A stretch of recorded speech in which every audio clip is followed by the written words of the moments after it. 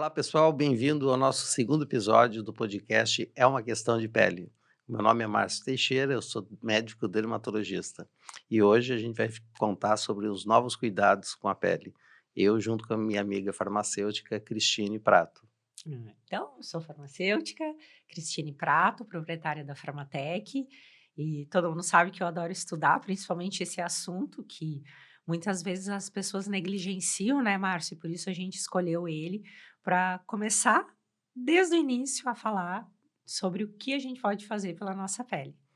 Exato, e hoje a gente vai tratar de os tipos de pele, descobrir qual o teu tipo de pele e quais produtos usar nesse tipo de pele. E o skincare básico, né, Cris? A Uhum. gente vai falar sobre como remover a maquiagem e como limpar a pele Adequadamente, né? adequadamente. E por último, no nosso quadro, que é a flor da pele, a gente vai falar sobre uma rotina mais minimalista, as trends do momento, né? Quais são as trends do momento?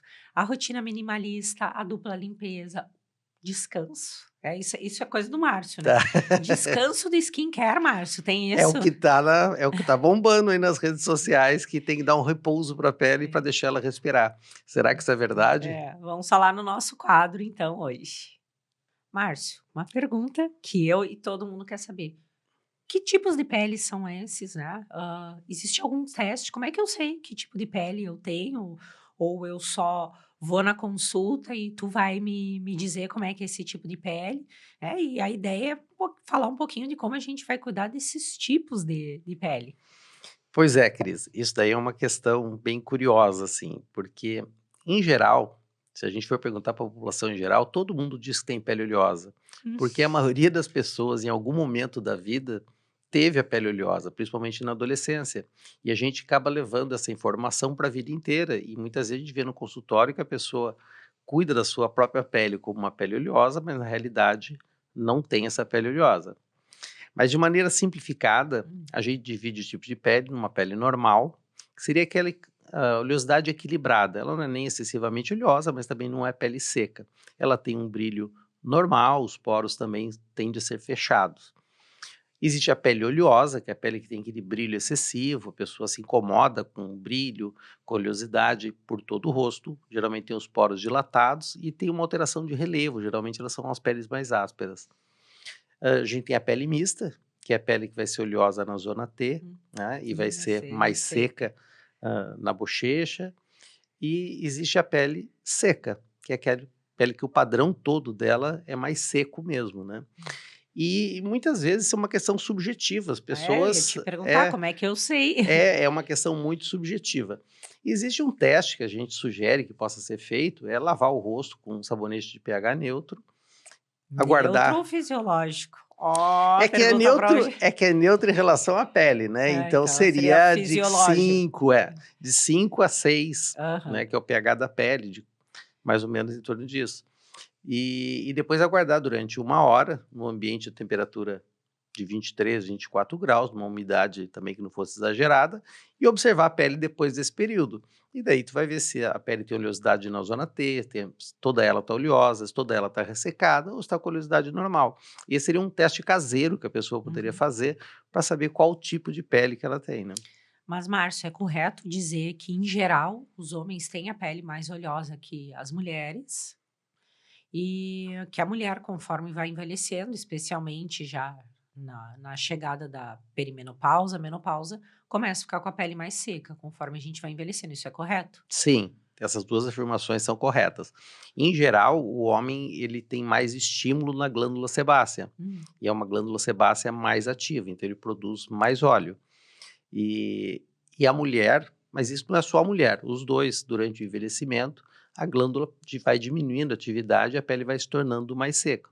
A gente tem que saber que essa oleosidade que a gente tem da pele, ela vem da produção de gordura, que é o sebo, e da própria pele, ela produz substâncias hidratantes. Então a gente tem um manto, que a gente chama de manto Uhum. hidrolipídico, que tem água e óleo, onde esse óleo é o principal, é o sebo, né? Ele que confere essa proteção da pele, né? Quando a Eu pessoa acho que isso é produz. importante, né? Falar proteção, porque a pessoa acha.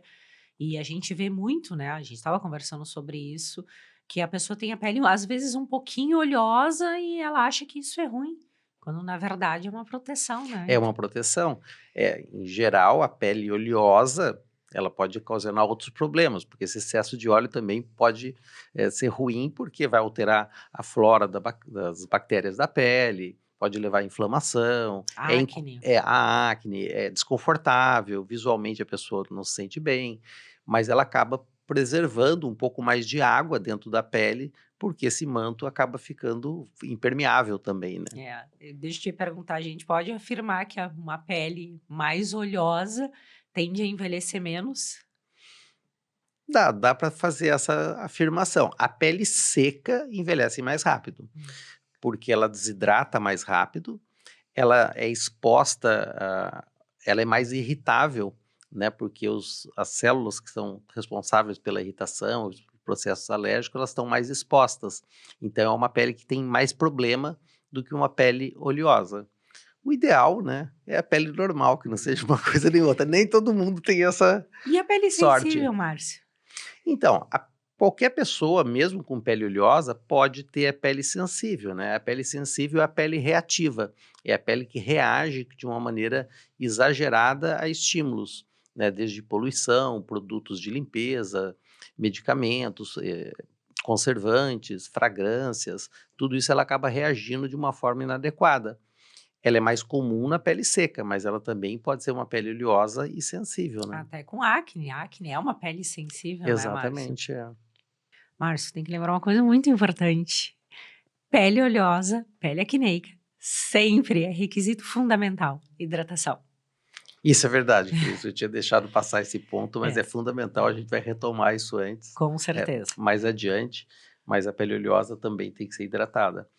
Cris, agora que a gente já conhece um pouco sobre os tipos de pele, eu quero que tu, antes de entrar especificamente sobre como fazer a higiene da pele, muitas vezes, principalmente para as mulheres, o primeiro passo é remover a maquiagem. Então, fala um pouco para a gente sobre os tipos de maquiagem, o que tem numa maquiagem e como a gente pode trabalhar para remover essa maquiagem. Márcio, sabe que a maquiagem é um desafio.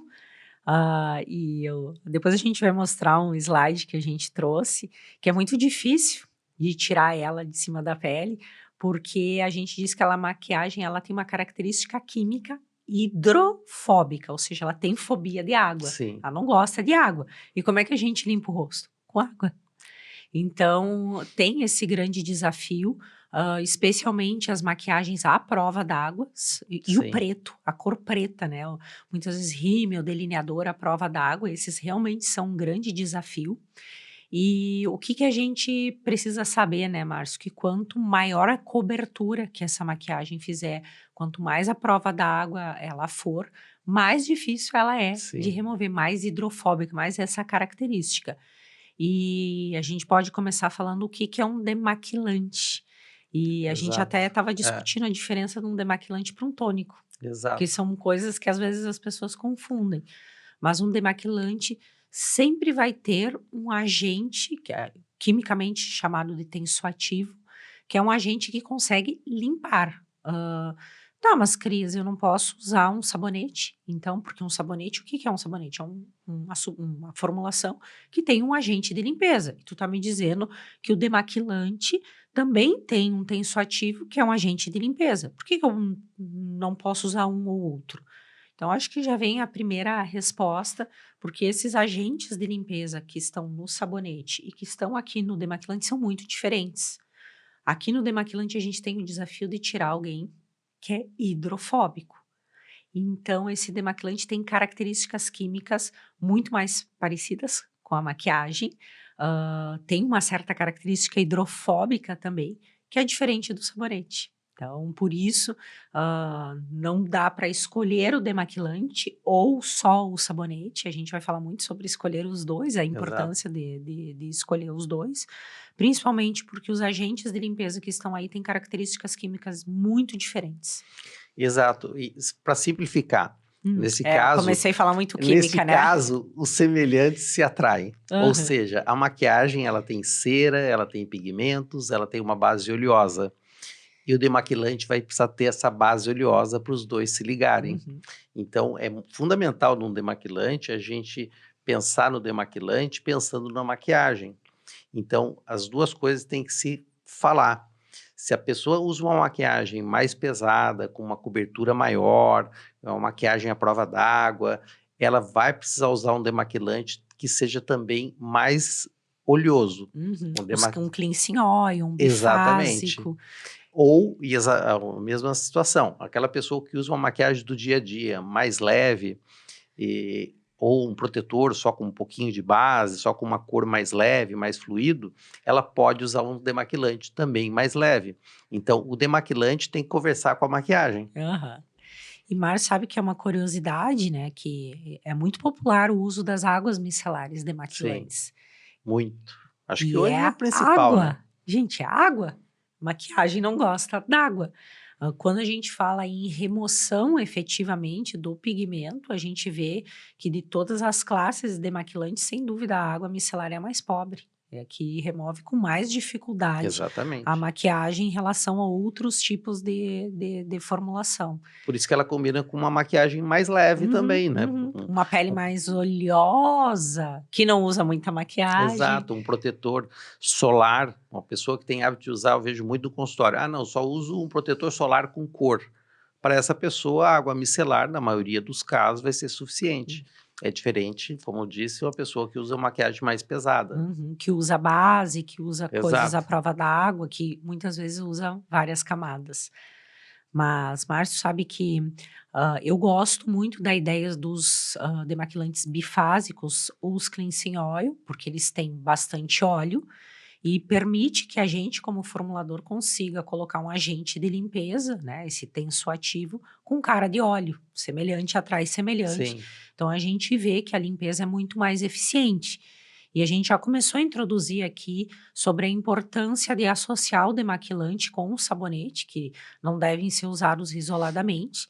Então a gente pode mesmo, talvez numa pele mais oleosa ou acneica, fazer uma limpeza, talvez com um bifásico, e depois lavar o rosto para tirar aquele excesso de oleosidade, bom, algum resíduo deixado pelo demaquilante. E outra pergunta muito comum no consultório é a sequência das coisas, Ah, né? Porque tem gente que lava o rosto e depois usa o demaquilante, e outras pessoas usam o boa. demaquilante e depois lavam o rosto. Qual que é a O sequência correta? o correto é usar o demaquilante, dissolver aquela maquiagem, emulsificar aquela maquiagem e depois lavar o rosto com um produto adequado para a higiene após o demaquilante. Então, o passo 1 e 2, esse é o correto. Remove a maquiagem e depois limpa o rosto.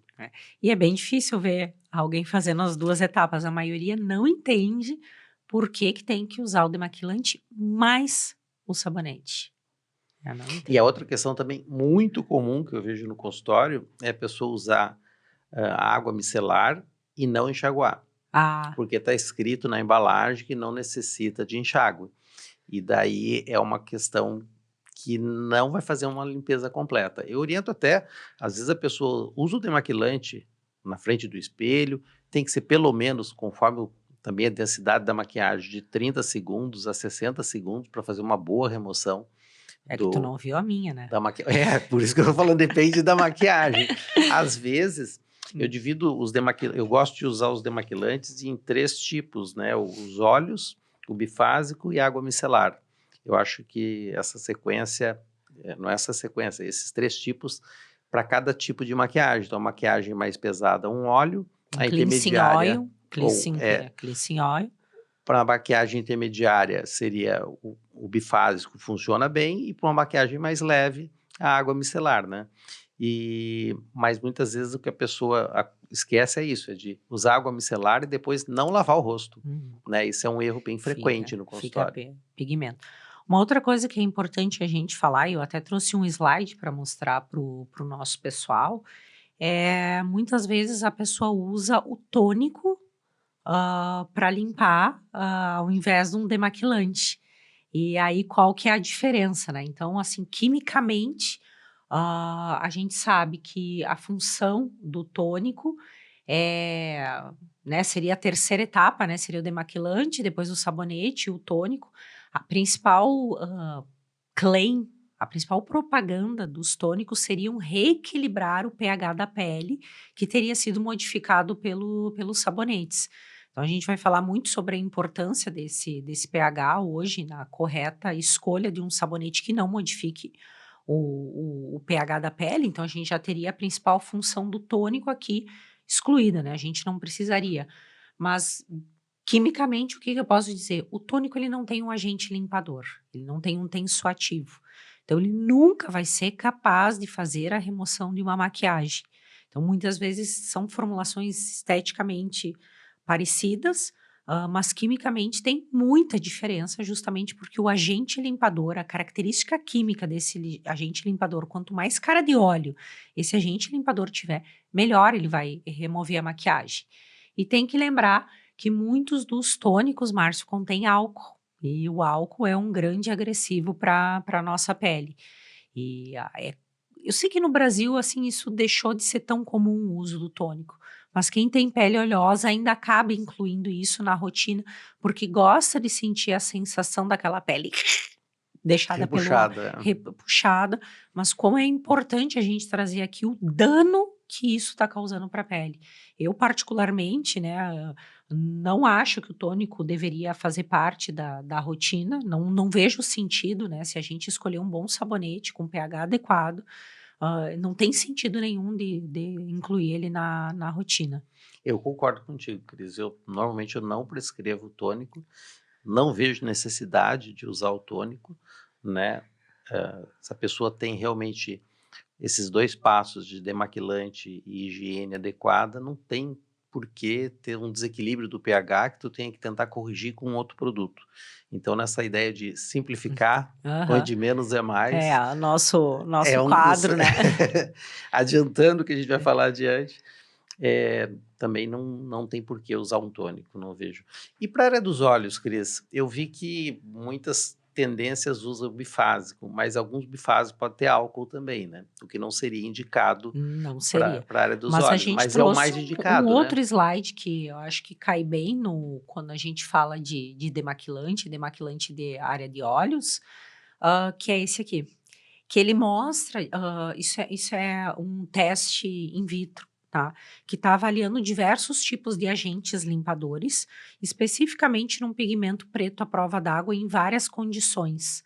E vocês podem ver como é difícil tirar esse pigmento preto à prova d'água de cima dessa membrana, e quem dirá então em cima da pele.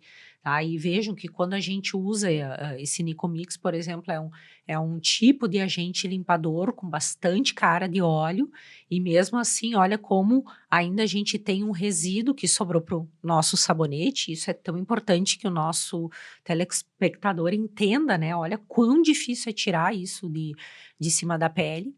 E, Márcio, assim, o que é ideal, né? Se usa muitos bifásicos, porque o consumidor consegue aceitar, ele é esteticamente aceito, porque ele já entendeu que a água micelar não vai remover esse pigmento. Ele é fraco. Eu diria que eu nunca escolheria uma água micelar demaquilante, apesar da grande popularização. Porque quimicamente, eu sou química, né? Sim, Quimicamente, ele tem um tensoativo que seria ali um dos primeiros, né? Olha a sim. quantidade, a diferença de pigmento que sobrou em cima da membrana quando eu estou usando uma água micelar. Então, assim, esteticamente, um bifásico ele é mais aceito, porque ele tem uma parte aquosa e, na verdade, quem está fazendo o serviço é a parte oleosa, mas também os cleansing oil, que particularmente é o que eu gosto mais pela capacidade de remoção, seriam também super indicados. O que vai definir, Márcio, qual é a melhor marca ou não? É a composição, se tem álcool, se não tem. Então, acho que aí cabe muito a importância que a gente falou tanto no episódio 1, pessoal, sobre confiança, sobre ir no médico dermatologista e seguir. E eu quero comentar sobre um estudo que eu estava lendo, que era. Eu estava fazendo uma aula de acne, tá, Márcio? Uhum. E aí eu achei um estudo científico que estava falando sobre o impacto das redes sociais no tratamento da acne. E olha que alarmante, somente 31% dos pacientes seguem as orientações do dermatologista, tal qual porque acabam utilizando produtos propagados pela blogueira, pelo influencer, ou que são da moda. Imagina, 31% apenas dos pacientes acabam utilizando aquilo que o dermatologista indica. Só que o dermatologista, ele estudou esse negócio aqui. Ele olhou aquela fórmula, se ela tinha álcool, quem era o conservante daquela fórmula, se não é muito alergênico, quem é o agente limpador daquela fórmula, se ele vai deixar aquele resíduo, ou se ele vai conseguir deixar menos resíduo, conforme a característica do paciente. Às vezes é um paciente que usa pouca maquiagem, ok. Mas é um paciente que usa mais maquiagem, não é ok. Então, Sim. aquela questão que a gente falou muito da confiança, né? E essa questão eu acho que a água micelar ela ganhou muito espaço por ter simplificado um passo, né? O fato de falar, tu pode usar, molha um algodão, remove a maquiagem, não precisa nem lavar depois. Então, essa simplificação fez dela um sucesso. Mas eu Só assim, que tu também pode botar. só que aquela generalização que generalizou, mas não é para todo mundo. É como eu falei, a água micelar é para uma maquiagem mais leve, mas ela não é um demaquilante para uma natureza mais profunda do demaquilante, né? Então, isso que é importante saber, por isso que eu tenho que combinar isso. Eu pergunto para o paciente o tipo de maquiagem que ele usa, e às vezes tu tem que ter mais de um demaquilante. Uma Um dia de uma maquiagem festa, pós-festa. exato, a maquiagem de uma festa vai ser totalmente diferente de uma maquiagem do dia a dia, e a remoção dela também tem que ser diferente. Então, não dá para usar sempre a mesma coisa. Isso é muito comum no consultório, a gente vê, é cisto de milho ou cisto de inclusão. E daí a gente vai conversar com a pessoa e tu vê que o demaquilante dela não é adequado. Ela até tem um bom higienizador, usa produtos caros, tem um bom skincare, mas o erro está no começo ali. Ela não faz uma remoção adequada da maquiagem, aquilo ali repercute em todo o cuidado que ela tem na pele, né? Sabe que todas as minhas aulas, né, das residências, principalmente quando eu falo de acne, de rosácea, melasma, eu falo que o feijão com arroz, que é essa primeira parte, é determinante pro sucesso ou não do tratamento, né? Isso eu Exatamente. falo há anos, né? E tem se falado bastante também nos congressos, que parece que o mundo acordou para olhar que não é simplesmente qualquer sabonete serve, qualquer demaquilante serve. Exatamente. Mas eu tenho uma pergunta para te fazer. Tu prescreve muito lenço umedecido? Tu gosta? Lenço demaquilante. O lenço demaquilante ele é uma emergência. Eu não prescrevo para o dia todo, para usar todos os dias, porque na realidade o atrito do lenço pode acabar agredindo a pele, principalmente uma pele mais sensível, mais seca. Mas o Então, algodão também não faz atrito? mas não tanto que nem um lenço, né? E geralmente o algodão, a gente embebe o algodão. Então ele vai ter uma carga ali de demaquilante bem maior do que o lenço. Então eu não oriento usar o lenço no dia a dia. Eu acho que por uma emergência, uma viagem, uma praticidade, assim, tudo bem, mas fazer disso uma rotina, a não ser numa pele oleosa, que daí vai acabar, esse atrito não vai ser tão problemático. Mas eu acho que tem soluções melhores do que o lenço demaquilante. Porque qual é a tua opinião sobre... Não, concordo contigo. Era só porque eu me lembrei agora sobre os lenços e como são populares. Sim. Todo ano eu ganho no meeting da Academia Americana da Neutrogena um pacote de lenços demaquilantes. Aí eu me lembrei, puxa, né? É interessante a gente discutir com o pessoal de casa esse aspecto. Tá aí o lenço, né, demaquilante. Se for pensar, como está falando, que a maquiagem ela tem um componente muito oleoso, que vai se ligar bem com um componente oleoso do demaquilante, só que depois ele precisa de alguma coisa que dilua, que emulsifique aquilo ali, que tire de remova e cima que da tire pele, aquilo. que é o Então, se tu limpador, começar né? com um óleo, uma maquiagem pesada, a pessoa que usa um óleo e remove a maior parte com óleo, depois usa um lenço e termina com uma higiene adequada, talvez seja até adequado. Ou começar com óleo, muitas vezes acrescentar água micelar. Primeiro tu remove uma parte com óleo, depois com água micelar e finalmente tu vai lavar a pele. Então, como eu disse, tem que ser, para cada tipo de maquiagem é um tipo de demaquilante, é um processo diferente. Não, mas para tu saber os lencinhos que eu ganho, eu sempre guardo só para as viagens emergenciais, tá? Eu sigo isso, tá? Bom, agora que a gente já falou sobre demaquilantes, vamos falar sobre como a gente deve fazer a limpeza da pele, os higienizadores da pele. Os homens têm essa vantagem que a gente vai direto nos higienizadores, não precisa Naquelas, né, passar. Márcio? Porque hoje cada vez mais se orienta o paciente a tentar usar um filtro com um pouco de cor, né? Para a pele masculina, acontece no consultório também, os É. homens são mais resistentes a isso. Mas, Cris, a gente vê aí que tem o sabonete em barra, tem Sindet, tem espuma, enfim, o que é cada coisa? Explica um pouco pra gente aí. Ai, Márcio, isso é uma coisa que tem muita confusão, porque nada disso é regulamentado. Então, acho que uma coisa muito importante, assim, que o consumidor ele vai comprar um sabonete Sindet, que tá na moda falar de Sindet, e acha que é uma grande coisa. Quando, na verdade, esse termo não é regulamentado por nenhuma agência, isso não vale só para a Anvisa, vale para a FDA, vale para a COSING na Europa. E o que a gente vê? Muito produto muito ruim, o fabricante colocando qualquer porcaria ali dentro e chamando aquilo como Sindet e cobrando caro. É o ideal, e acho que isso é o que mais importa, independente daquele sabonete ser em barra, daquele sabonete ser líquido, daquele sabonete ser em espuma, é quem é o agente limpador. A gente falei dos demaquilantes, quem é o agente limpador e qual é o impacto dele conseguir ou não remover a maquiagem. E aqui, quem é o limpador? Qual é o prejuízo de alguns limpadores? Então, a gente até também fez um slide para o pessoal, tá? Falando então desses limpadores, mais uma vez eu vou chamar de tensoativo aqui, tá? E esses limpadores que são altamente detergentes. Mas eu quero te falar uma curiosidade. Tu sabia que por volta de 95% das formulações limpadoras, e não falo aqui só de sabonetes, falo inclusive de shampoos, agentes de limpeza, usam como o agente, né, de limpeza, o tensoativo, um derivado de laurilsulfato de sódio. Sabe para que a gente usa laurilsulfato de sódio? Detergente de cozinha. Detergente de louça. Aí eu te pergunto assim, alguém que lava muito a louça, fica com a mão como? Um horror, né? Extremamente ressecado, né? E a gente usa para lavar o rosto e os cabelos um negócio desse todo dia, tá? E aí, assim, não importa se aquilo é uma espuma, se aquilo é um sabonete líquido, quem é o agente limpador?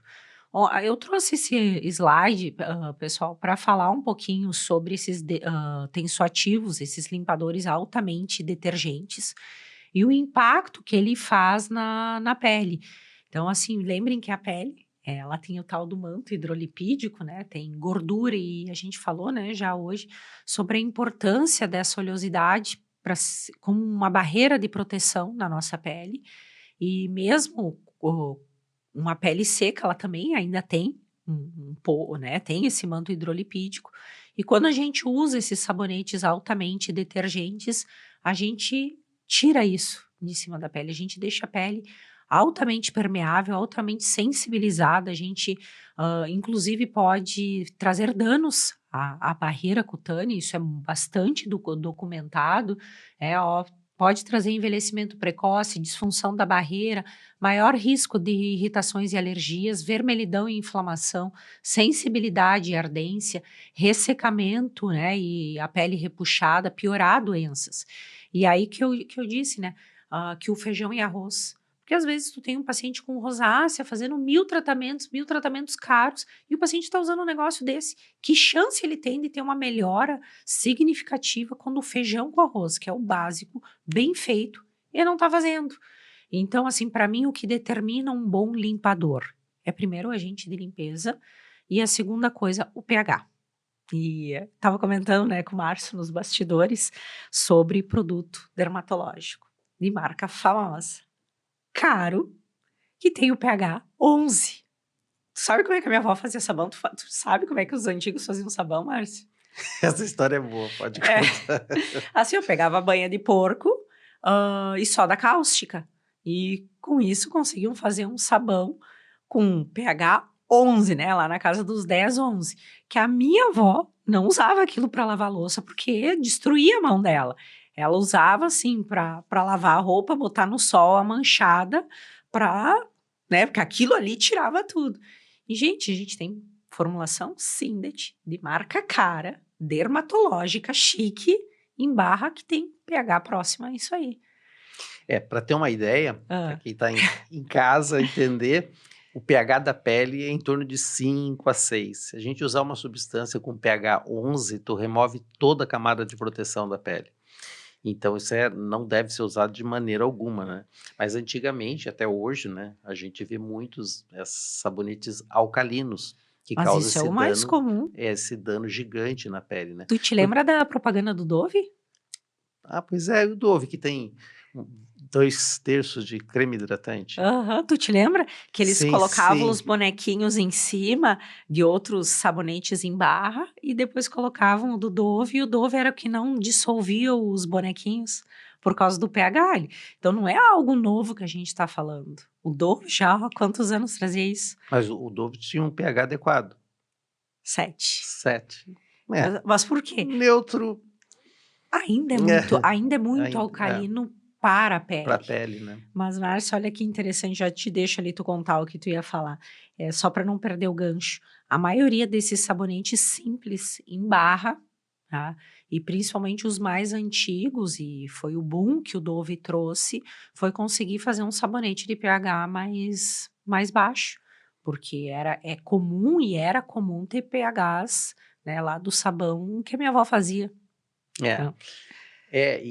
A gente tem que pensar que essa questão do higienizador da pele, a gente tem que pensar que tem que ter um produto que vai fazer a limpeza, Uhum, né? Que seria o surfactante, é o que é. está ali que realmente vai promover a limpeza. E a gente tem que entender porque todo produto, todo não, a gente tem que procurar usar um produto que não danifique a barreira, ou danifique o mínimo possível, que ele remova o excesso de oleosidade, remova a Poluição, poluição, sujeira. poeira, micróbios, enfim, micro-organismos que tem na pele, sem danificar, sem remover totalmente esse manto hidrolipídico. É lógico que a maior parte do manto hidrolipídico é feito de sebo, e ele vai remover o sebo, Mas uma pequena mas quantidade. uma pequena quantidade, ou pelo menos a quantidade excessiva de sebo sem agredir outros componentes dessa barreira. Então, ter um bom surfactante é fundamental, sem interessar muito se aquilo ali é uma barra, se é um Cindet ou se é uma espuma de limpeza, mas que tenha um produto que provoque a limpeza de maneira adequada.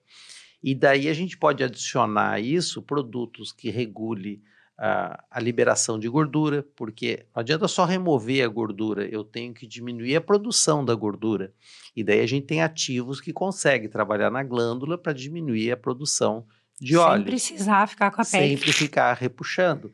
A gente pode usar produtos que também restaurem essa barreira.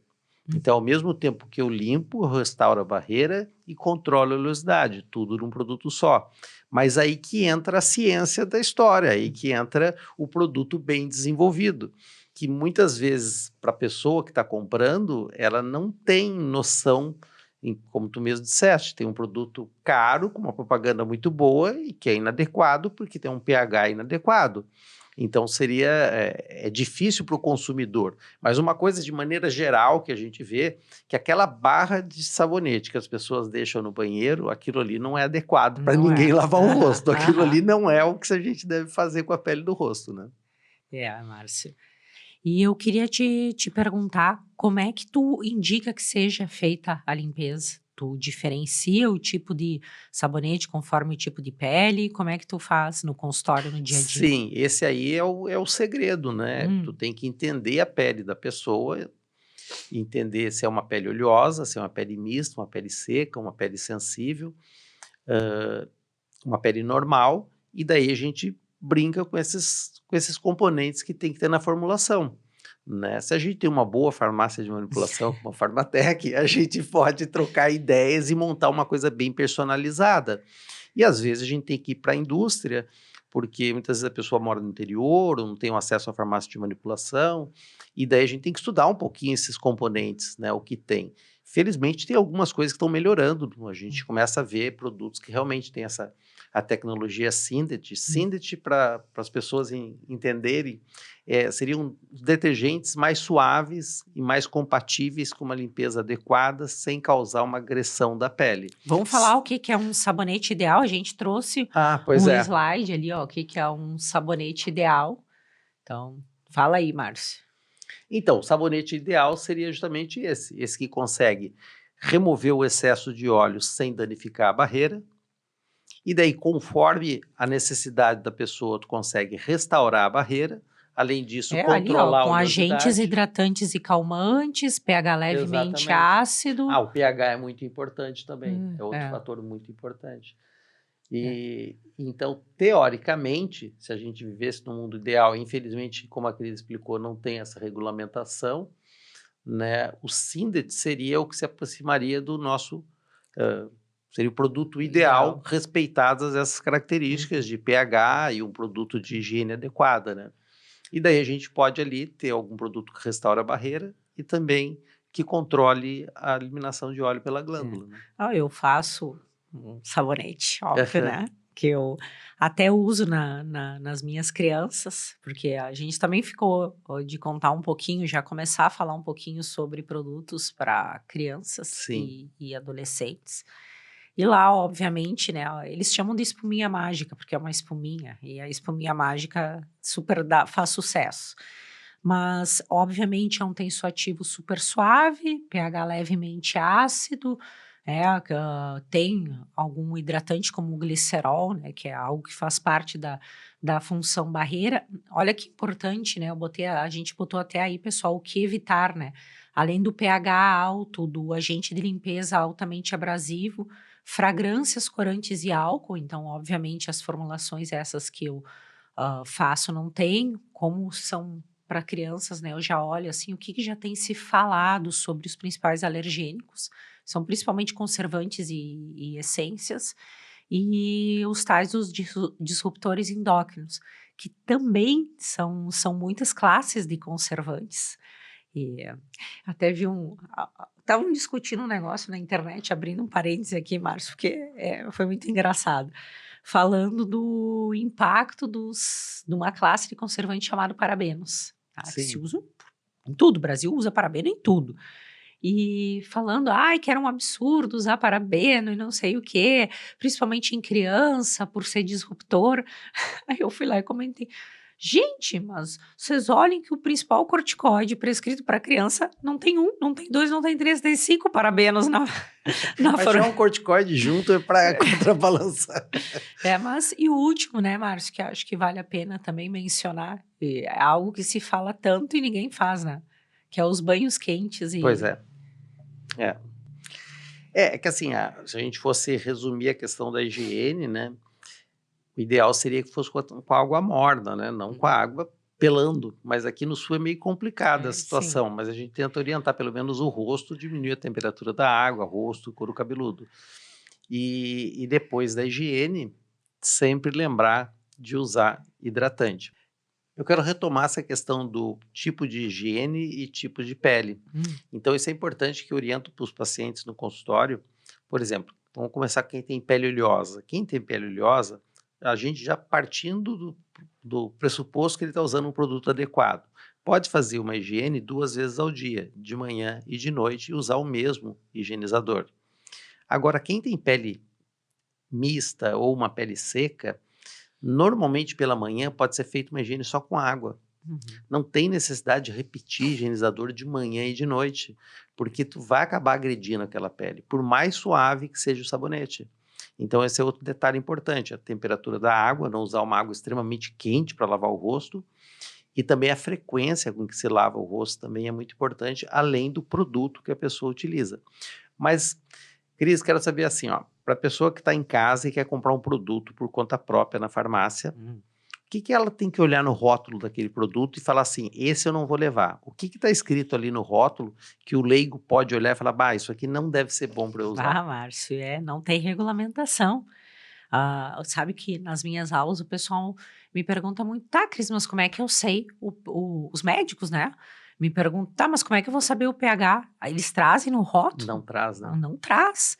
E realmente eu tenho vários alunos, vários médicos, vários dermatos que têm fitinha de pH no consultório, mede o pH dos sabonetes, a gente discute as formulações efetivamente, mas eu acho que para dar não tenho, né, não é nem manipulado, mas vamos dar um exemplo de produto que eu gosto muito, que é o Eucerin, ele se chama Eucerin pH 5. É um produto bastante interessante, seja da sua formulação, pode ver que ele não faz muita espuma, é pH adequado e tá aí um produto que a pessoa quer comprar por conta própria, tá aí um produto bem adequado. Ou pelo menos procurar que no rótulo não tenha lauril sulfato de sódio, né, que É, esse é o nome que é que ele geralmente é o não vai, ele primeiro não, componente mas ali. é que não vai aparecer como lauril sulfato de sódio, vai aparecer como muitas vezes alquil sulfate de sódio, ou vai aparecer como laurete, e não aparece escrito no rótulo dos produtos cosméticos, Márcio. É obrigado a aparecer o componente pela nomenclatura internacional. Então, se tu comprar esse sabonete aqui no Brasil, se tu comprar lá na Europa e tu olhar a composição, ele é sempre escrita do mesmo jeito, com o nome químico internacional. Então, muitas vezes, isso torna um pouco difícil para o consumidor enxergar quem é o agente de limpeza, até porque tem muita quantidade. Muito interessante, é difícil, por isso que às vezes tem que ter uma orientação Tem que mesmo, ter uma e orientação. até nós que recebemos no consultório representantes dos laboratórios, a gente observa essa falta de informação Muitas nos vezes não são rótulos. farmacêuticos também, né, Ah, não tem nem ideia. Mas isso, eu discuto muito a formulação, porque como a gente tem falado tanto do tal do feijão com arroz, que é fazer o básico bem feito, que é o quê? Limpar a pele. Então eu tenho discutido muito no meu dia a dia, me mandam formulações, Cris, recebi uma visita do laboratório com um produto novo, o que que tu acha? Aí eu disse: conseguiu a amostra, me dá, porque eu vou trazer aqui para o laboratório, vou medir o pH e vou olhar a formulação. E eu digo: ótima formulação. A gente tem, Márcio, bem como tu falou, o mercado vem mudando, porque hoje, sim, a gente tem um mercado muito rico em informação. As pessoas são muito bem informadas. A informação está toda aí na internet. Claro que basta, né, conseguir filtrar, mas ela existe. Então, a gente tem um perfil de pacientes hoje cada vez mais bem informado. Isso pressiona a indústria para que faça produtos melhores. Então, a gente já tem no mercado muito produto bom. mas iria nos ajudar se fosse pelo menos informado o pH do produto já no Ah, rótulo, ah, né, é. e os componentes de uma forma mais, talvez Mas mais didática, né. é, a grande questão é isso, que tu precisa ter uma nomenclatura que qualquer consumidor em qualquer parte do mundo consiga ter o mesmo acesso, né? Tu imagina se quantos teus pacientes não vão para a Europa, chegam lá e tá escrito com uma outra nomenclatura, como é que a pessoa vai conseguir identificar, avaliar se aquilo é bom para ela? Por isso sempre se padroniza nomenclatura internacional. Bom, resumindo, então a gente tem que conhecer o tipo de pele, entender o tipo de maquiagem que aquela pessoa usa, entender que o demaquilante tem que combinar com a maquiagem e a higiene tem que combinar com o tipo de pele também. Esse é o resumão geral. Agora a gente podia partir para o nosso próximo quadro, que é a flor Flor da da pele. pele. Bom, né, Márcio? Então, no nosso quadro A Flor da Pele, a gente sempre separa as trends do momento. E acho que uma das trends que está super em alta agora é o menos é mais. Skincare minimalista.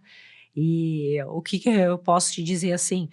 Que o meu skincare super minimalista. O que que eu uso? Tá? Eu uso um bom limpador, né? Uma espuminha mágica, um excelente filtro solar. Pessoal, a gente vai ter um dia para falar de filtro solar, que é um assunto que eu adoro. Tá? Um excelente filtro solar, no meu caso 100% mineral, com cor e uma boa cobertura, pelo impacto que eu sei que certos tipos de radiação têm na pele, e hidratante de noite. É só isso que eu uso. Acho que funciona super bem na minha rotina corrida e filhos e etc, né. Mas o que que tu tem visto sobre isso, sobre essa rotina minimalista? Olha, eu acho que eu sempre orientei os pacientes com essa rotina minimalista. Eu acho que isso não é uma questão do momento. Eu sempre enxerguei as coisas dessa forma. Eu acho muito mais lógico. Não adianta ter muitos passos, um creme para pálpebra esquerda, outro para pálpebra direita, um para mão, um para o pé, outro para o rosto, outro para o pescoço. É muitos passos, é difícil tônico. Então, eu sempre explico para o paciente que o skincare básico são 3 etapas: higiene, hidratação e proteção. Esse é o skincare básico, né? Se a pessoa fizer isso, já está fazendo muito. Às vezes, a gente adiciona um passo seguinte, que é o tratamento. Sim, um Então, ácido, um exatamente. tratamento para Então, melasma. então, o básico é o minimalista, é o básico, né? Aham. Então, o básico é minimalista e o minimalista é básico, né? Tá, mas e a pele e as coreanas? Eu escuto muito, assim, contra esse argumento. Eu já fiz, inclusive, um vídeo que me pediram para me contar, para eu contar no Instagram o que eu usava. Aí eu falei, né? Aham. Mas o contraponto que várias pessoas comentaram nesse meu vídeo era sobre, mas olha o que é a pele das coreanas, e elas têm rotina de 10, 12, sei lá quantos passos. O que tu acha? Não sei se exatamente, a gente já conversou isso semana passada, né? Exatamente, se a gente aumentar muito a rotina, a gente vai ter uma pele muito melhor.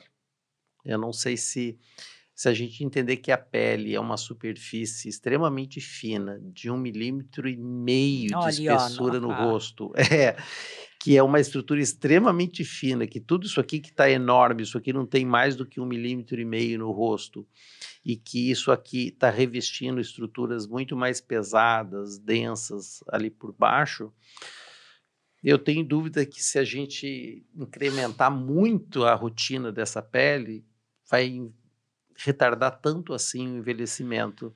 Eu Márcia, não, eu tenho dúvida do custo-benefício, tá? eu acredito muito que elas têm uma rotina de fotoproteção muito importante, não se expõem ao sol.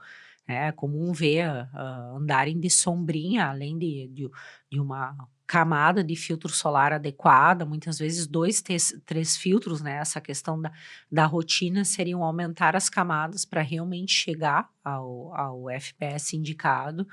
Acho que talvez lá se tenha bons produtos como removedores e bons hidratantes, mas eu concordo contigo, acho que talvez o cuidado com o sol, o cuidado com o filtro solar, o uso de bons produtos se sobressai a quantidade de passos.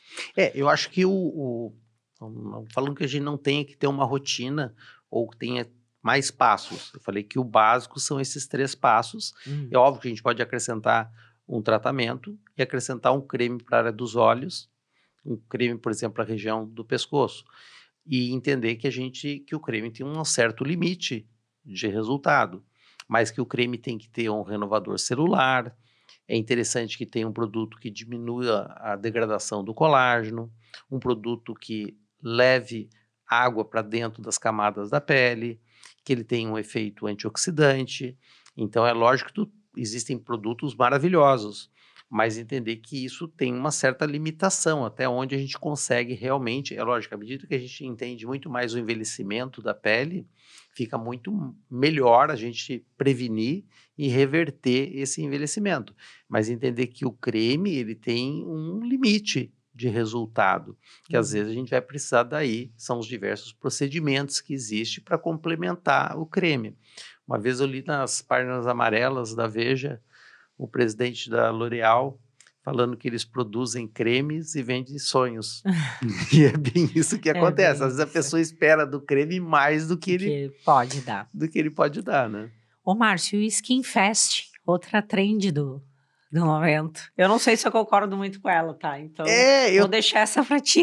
Eu acho que as duas meio que, porque seria um repouso no skincare, mas o repouso, o que isso quer dizer, talvez fosse justamente diminuir a quantidade de etapas e de produtos que se utiliza, que meio casa com a primeira questão do minimalismo no skincare também, né? Então eu acho que o básico são esses 3 passos que eu comentei, da higiene, hidratação e proteção. Proteção. Esse é o Esse não dá básico pra e ter não tem como folga. abandonar Não tem como dar esse. folga, né? É. E a outra, nossa terceira trend é falar um pouquinho dessa dupla limpeza, né? Mas eu acho que a gente já discutiu tanto essa importância É. dela, né? Sobre a associação do demaquilante com sabonete. Acho que ficou claro para todo mundo que não é uma questão de adicionar produtos, mas é uma questão química, né? Uma questão Exatamente, de como a gente realmente vai conseguir remover os produtos de cima da pele. E como a Cris mostrou ali no slide, ficou bem claro que nenhum demaquilante remove 100% da maquiagem. Então, é importante a gente sempre associar um higienizador ao Atrás. demaquilante. Então, Enxaguar esse demaquilante. exatamente. Isso é muito importante, a questão do enxágue também.